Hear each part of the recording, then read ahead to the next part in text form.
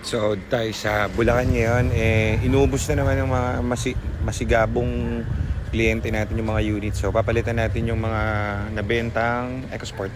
Meron tayong EcoSport 2017 trend. So blue. Check natin muna yung unit. Tapos pag all goods, di all goods. Ganun lang. Dala natin yung Geely natin kasi nire-review natin. Dala natin yung mga test drive. So, checking tayo EcoSport 2017.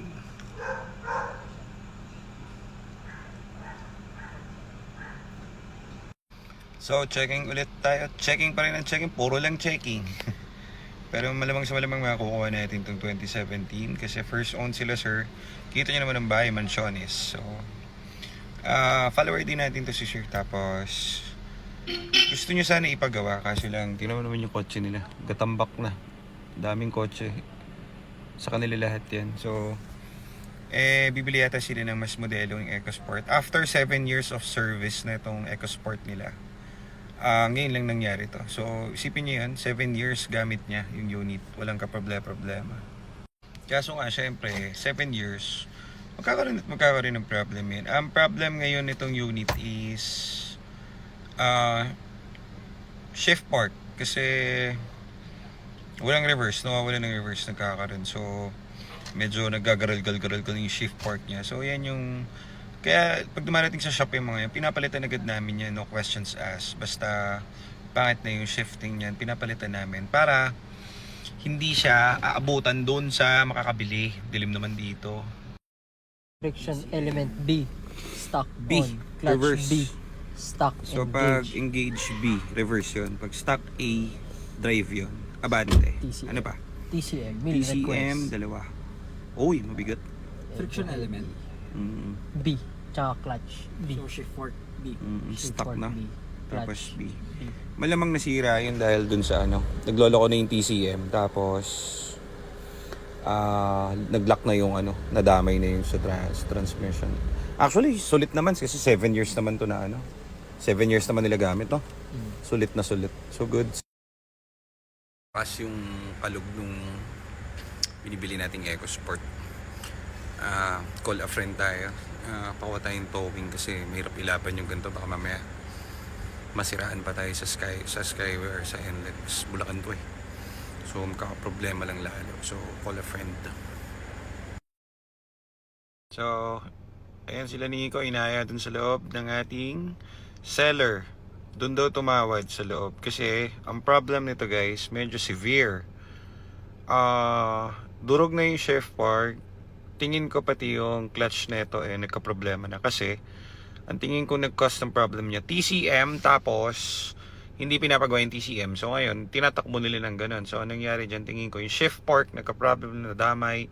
Then yung clutch napudpud na rin dahil ganyan nila ginagamit. So alam naman din nila sir yun. Ang gusto lang nila mabenta sa tamang tao, sa atin daw, kasi alam nila sa atin daw ayusin natin to and gagawin ulit bago. Then makakukuha nito is sasaya buhay or tawag dito, may enjoy din nila to after nila gamitin. So yan, ganyan. Andun sila, sabi ni Nico, pag doon daw sila, wala pa raw sila ng 10 minutes, umalis na raw ako, umuwi na raw ako mag-isa. Andito ako kasi nag-account ako sa likod ng kotse. And so, mukhang uuwi kaming tatlo pa rin ng aking mga pinsan at bayaw. Dahil nagkasundo na sila. Actually, hindi naman para mabili itong unit. Ang problem kasi dito sa unit na to is, akala namin shift fork lang. Yun kasi yung ano. Siyempre, hindi naman, si sir. Hindi naman, tawag. So, hindi naman maalam si sir. So, ano nangyayari? Pag-check namin ng unit mismo, problema nga. Daming problem. Kasi, nagkasira-sira na kasi, hindi inagapan yung TCM.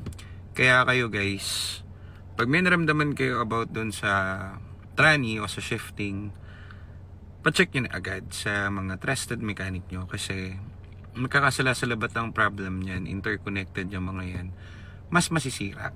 Hindi immortal ang kotse, tandaan nyo. Any brand ng kotse, kahit anong brand ng kotse, syempre magkakaroon yan ng wear and tear. Kailangan talaga yun, ganun talaga yun. Wala tayong magagawa about that. So the way para hindi ka mapamahal, agapan nyo agad. So kung pinagawa agad yung TCM nitong unit, masasalba to.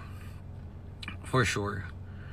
Kaso wala, hinayaan lang. So yung TCM sira, shift park sira. Tingin ko kahit sa takbo niya, pati dun sa tunog dun sa tranny niya, tingin ko pati yung dry clutch nito, yung DCT papalitan. So medyo mapikat. Ang offer kasi ni sir sa amin dito, actually parang 6 months ago na pala sila nag-i-inquire sa amin. Ang problem lang, nakalagay kasi dun sa automation natin is bawal ang agent.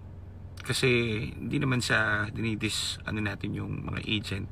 Minsan kasi pag agent, hindi kami marunong, dinadala kami kung saan, tapos may medyo delicate. So, hindi naman lahat pero may mga ganun, magulo ka usap. So, meron kaming system doon. Ang nakasulat doon pag nag-i-inquire yung mga tao is, kapag agent, pass muna kami. Kasi nga, gusto namin direct owner talaga yung kausap. Kasi, sa mga Ford units, gusto natin, alam natin yung information about dun sa kotse. So, syempre, kung agent ang kakausap sa'yo, wala naman siyang alam dun. Ang alam lang niya, model 2015, model 2017, yun lang. Pero, wala siyang sasabihin about dun sa, ganito ang issue niya, ganito ang niya. Kasi, mas importante, yung owner talaga na gumagamit ang magbigay sa atin ng ganong info para alam na natin if ever na kailangan pa ba natin itowing yan, kailangan ba natin, wala bang issue yan, all goods ba yan, mga ganun, di ba? Napaplanning na namin yung gagawin ahead of time bago kami pumunta. So, ganun. So, yun nga, mga 6 months ago na sila nag-inquire. Tapos, kaya pala ganun, dahil yung, ano ba tawag dun? Hipag ba tawag dun? Bali yung may-ari, yung tatay. Tapos yung anak niya, asawa, ang nag-inquire. Parang ganun. Yung asawa ng anak niya nag-inquire. So, parang iniisip niya, ay, bawal lang baka pag-isipan akong agent. So, hindi siya nag-inquire. Pero ngayon, yung mismong owner na, yung father na ang kausap, sila sir. So, naliwanag naman. Sa atin, hindi niya binibenta sa iba kasi, alam mo naman, mukha naman sila may kaya, daming kotse. Tapos yung bahay mansion.